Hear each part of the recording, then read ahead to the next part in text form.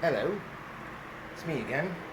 I have a new contraption. You say, well, if this works, why are you standing on it and it's not going anywhere? Because I'm on a thick material and I'm just testing and I'm going to see if this would actually work. Now, I've got a track here that accepts this and it has a pivot in the bottom. So I can put this to all kinds of angles. I have a rope down here at the bottom.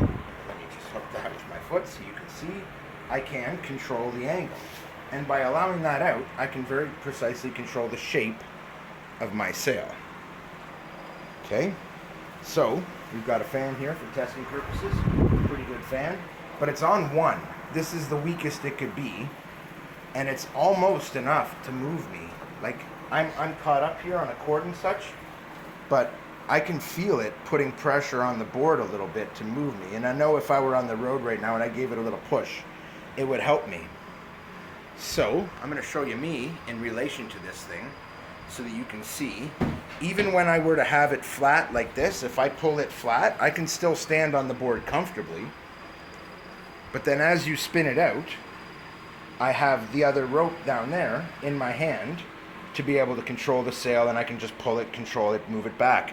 Even if I lost the control of that, I left myself a handhold up here, and it's got good grips, so I can really reef on it if I have to, just from there. And it stays rock solid. It's nicely locked in. I haven't had to modify the board. This is all done with a tent fly, a painter's pole, 2 fiberglass dowels, and some glue gun glue. So we're going to test this little thing, and we're going to see if it works. So I'm just going to try and step away from it here so I can show you the entire contraption. And then when you get off, that's what you do. So there's the overall device, and there's the board. And so the next step, in the next video, what I want to do is actually take this fan, voila, and put it on 3. It's on 1 right now, which means this has potential. Now, I also noticed when I grab hold of it, it's partly the way these are pleated. If I was talking about the pleats, you can see those here and here. And partly because of the way that it's pleated, and partly because of the fact that I'll be grabbing it down low, as you can see, when I pull it, it really does shape this sail.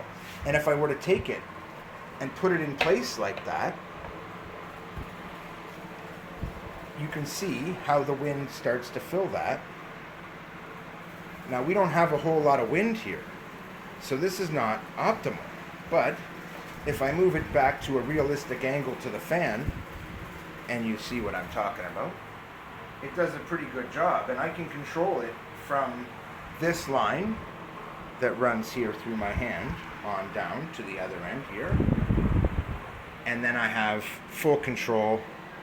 I'm thinking this is going to be epic. So the next step is to test it. Like, I mean, that fan's strong enough to just barely hold it there. But if I turn the fan off, it'll stay there. It's held in place nicely. Point is, no modifications to the board.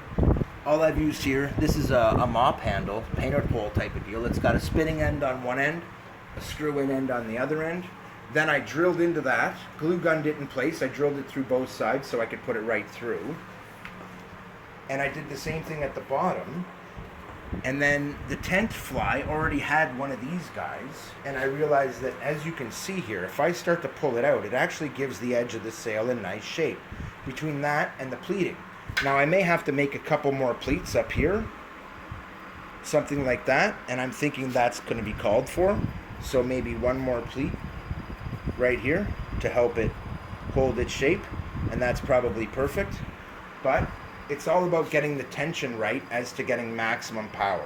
So I'm pretty close right now.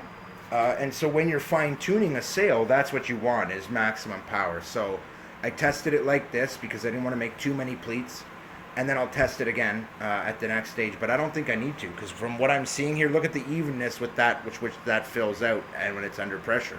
And then imagine me holding the bottom, this line here. You won't have to imagine it. I'm going to grab it with my foot and drag it over, and right away you can see what I'm talking about. I've got this really nice deep shape here now, that's going to catch wind really nicely. And as you can see, that's carried over pretty much to the top of the sail. And I have control here.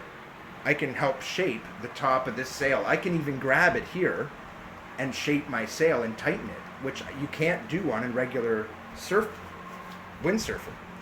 So I think this is going to be pretty sick. I got the idea tonight, and luckily I have a roommate who's pretty cool. And when he saw what I was working on and I started talking about my idea, he gave me what I needed to build it.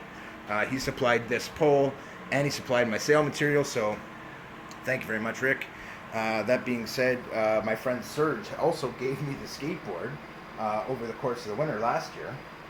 And so, really, this whole setup has cost me absolutely bugger all. Not a bad deal. We'll see if it works. The next one, I'm going to take this fan, I'm going to put it in the hall here. I'm going to put it right here on 3, and I'm going to attempt to roll this hallway. And I bet you it doesn't work. But I bet you we're not far off. And I actually think it will if I have enough power. The problem is, this is narrow, and I'm not going to have much room to do this. So if you just pan and look, like, it's really narrow here.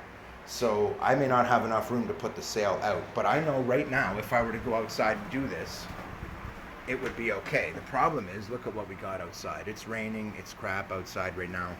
I am not going out there with this thing. And if you look at the leaves, they're pretty still. There's a little bit of breeze, but not much. So I do not see this happening, but it's pretty good size. I mean, really, this is sick as heck. And I'm thinking that